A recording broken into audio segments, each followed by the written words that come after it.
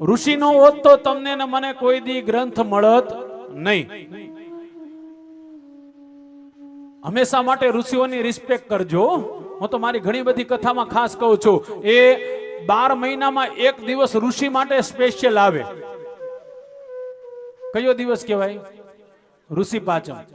આ ઋષિ પાંચમ ના દિવસે છે ને તમારા અને મારા ઋષિઓને યાદ કરવા જોઈએ.